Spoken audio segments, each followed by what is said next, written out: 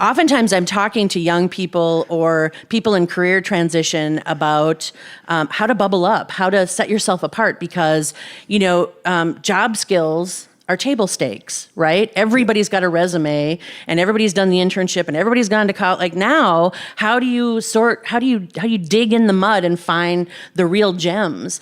And those are the people that are storytellers, and those are the people that are risk takers, and those are the people that show up. And so while that is an unorthodox way of getting a job, I've given a person a job because they sent me a can of Spam fake meat before. So I'm not even kidding. Yeah. I asked this person to stop spamming me, and shortly thereafter, I received from a courier a can of Spam, and I was like, "Never mind, never mind. You can have a job." And that actually was Megan Wilker. And that was my dad's specialty. When Mom was out, he would grill Spam for us in a cast iron pan. We loved it. With eggs? Oh, yeah. Yum. Oh, man, that was something. So. Heck yeah. Bitstream gets sold. You're going to form Clockwork. What was the business opportunity that you saw at that point? So this is back in 2002, right? Right, yes. So the business opportunity we saw was, there were several.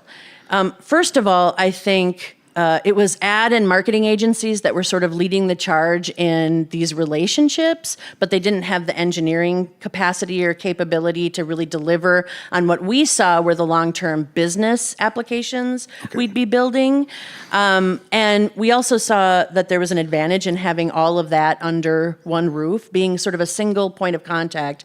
We know that there are large consulting firms, and I mean global consulting firms that do this sort of work, but the very nimble, creative organizations that can come in, solve business problems, and actually execute on the solution were rare at that point in time. And so we saw that opportunity. We were very committed to user experience, to experience design very early. And in fact, when ad agencies sort of ruled that part of the market, they were really into building sexy stuff, right? It was all, that's how many people here remember Flash, right? Every website was Flash. We couldn't actually use them, but boy, were they sexy. And it took us a long time to gain the credibility in the space because we weren't interested in flashy anything. We were interested in getting the job done, in building sites and building applications that allowed the end user to achieve the objective, even if that meant it was decidedly unsexy. And it took a long time for that kind of thinking to become mainstream and for us to get the credibility we deserved. But I think now, we're a contender in the space for sure. So now about 14 years later, where do you see your business evolving toward? Mm-hmm. Where are the opportunities now? It's very similar in that we are the innovation SWAT team for our clients. And I think our clients are challenged with internal resources being responsible for innovation and actually executing on it. And so we are essentially a think tank and an enabler of innovation for our clients. And I think that's really compelling in a lot of ways for our corporate clients that are feeling bogged down and pressured for the next big idea.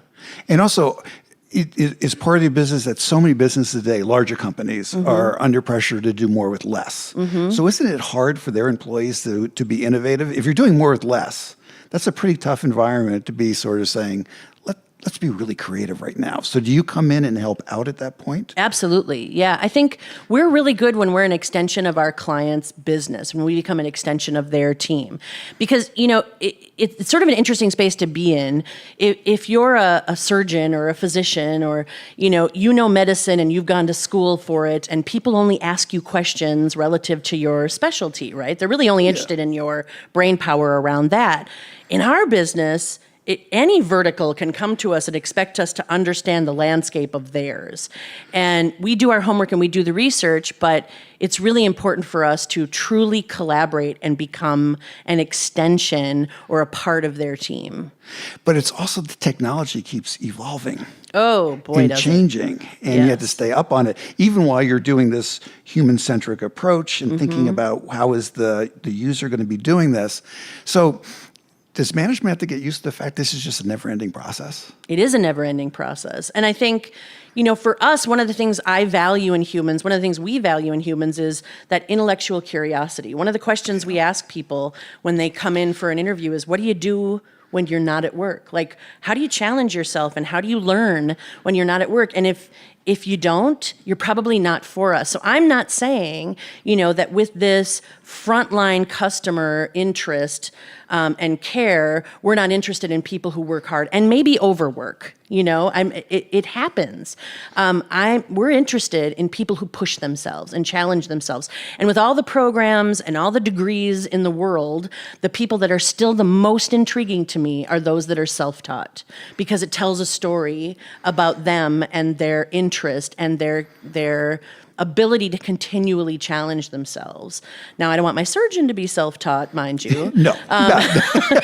But I think engineers that are taking advantage of the resources and the richness of the internet and all of the educational opportunities there, and opportunities to put themselves out there in, different markets and be of use. I was talking to somebody recently who was in career transition and was learning how to code. And I said, find yourself a nonprofit that needs you and do the work. And there's your portfolio.